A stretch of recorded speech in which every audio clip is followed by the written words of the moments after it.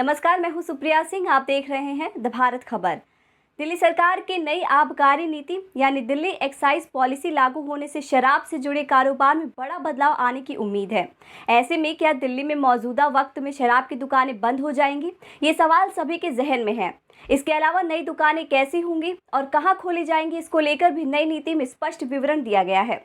आइए जानते हैं कि क्यों इसे एक बड़ा कदम बताया जा रहा है और दिल्ली वालों को इस नई नीति से क्या फायदे होंगे।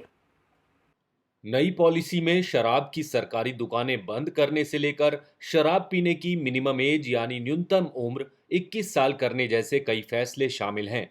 खास बात यह है कि नई आबकारी नीति में दिल्ली में शराब की क्वालिटी चेक के लिए सरकार अपना एक सिस्टम बनाएगी। दिल्ली में इस साल 17 नवंबर से प्राइवेट वेंडर्स को लाइसेंस मिलने लगेगा। सरकार का कहना है कि उसकी नीति से सरकार के रेवेन्यू में 20% तक बढ़ोतरी होगी।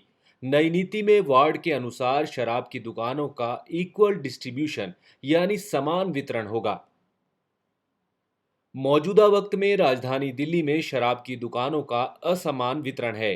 दिल्ली में 272 वार्ड में शराब की करीब 850 दुकानें हैं। इनमें से भी 50% दुकानें सिर्फ 45 वार्डों में हैं, जबकि कुल 79 वार्ड में एक भी शराब की दुकान नहीं है। राजधानी में 45 ऐसे वार्ड हैं जहां 1 से 2 दुकानें हैं। अब हर वार्ड में औसतन 3 खुदरा शराब दुकानों के साथ हर एक जोन में कुल 27 खुदरा दुकानें होंगी। आबकारी नीति 2021-22 के मुताबिक दिल्ली के 68 विधानसभा क्षेत्रों में 272 निगम वार्डों को 30 जोन में बांटा गया है।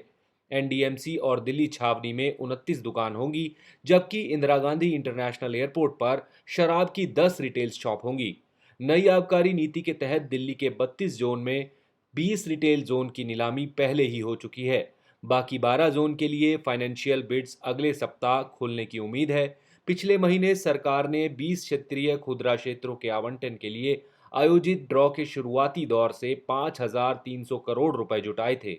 इसके अलावा दिल्ली में अब देसी और विदेशी शराब की खुदरा दुकानें किसी भी बाजार, मॉल, वाणिज्यिक क्षेत्रों, स्थानीय शॉपिंग कॉम्प्लेक्स में कहीं भी खोली जा सकेंगी। नई नीति के तहत अब किसी भी शराब की दुकान के लिए कम से कम 500 वर्ग फीट की जगह होना जरूरी होगा। साथ ही उसका कोई काउंटर सड़क की तरफ नहीं खुलेगा। ये दुकानें एयर कंडीशन वाली होंगी। अब लोगों को शराब लेने के लिए धक्का मुक्की का सामना नहीं करना पड़ेगा। इसके बाद लोग आसानी से अपनी पसंद की शराब खरीद सकेंगे। नई आबकारी नीति में शराब की होम डिलीवरी भी शुरू की गई है। शहर में सुबह के 10 बजे से रात के 8 बजे तक शराब की होम डिलीवरी हो सकेगी। शराब की डिलीवरी किसी भी हॉस्टल, ऑफिस या संस्थान में नहीं की जाएगी। शराब की डिलीवरी केवल घरों के लिए होगी। ऐसे में कहा जा रहा है कि इससे रिटेल विक्रेताओं के व्यापार पर असर पड़ सकता है, जबकि सरकार का कहना है कि सरकार की नीति लोगों के फायदे के लिए है, न कि कमाई के लिए। शराब दिल्ली में राजस्व का सबसे बड़ा सोर्स है। दिल्ली सरकार को 2019-20 में शराब से 5,400 करोड़ रुपए का रेवेन्यू मिला था। राजधानी में अभी करीब 60% सरकारी शराब की दुकानें हैं। हालांकि सरकारी के मुकाबले सरकार को 40% प्राइवेट दुकानों से ज्यादा रेवेन्यू होता है।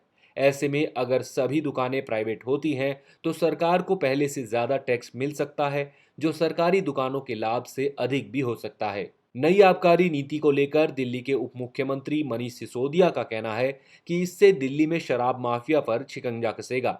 उन्होंने कहा कि दिल्ली सरकार ने जो निर्णय लिया है उससे शराब माफिया और अपराधियों की दुकानें बंद होगी।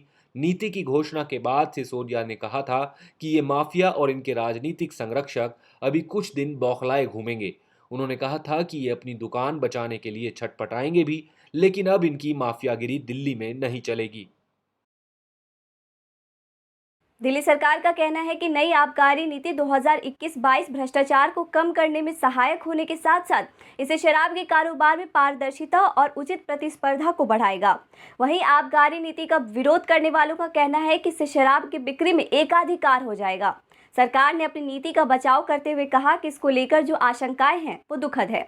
आप देख रहे हैं द भारत खबर। हमारी बाकी खबरों की अपडेट्स पाने के लिए चैनल को सब्सक्राइब कर लीजिए। नमस्कार।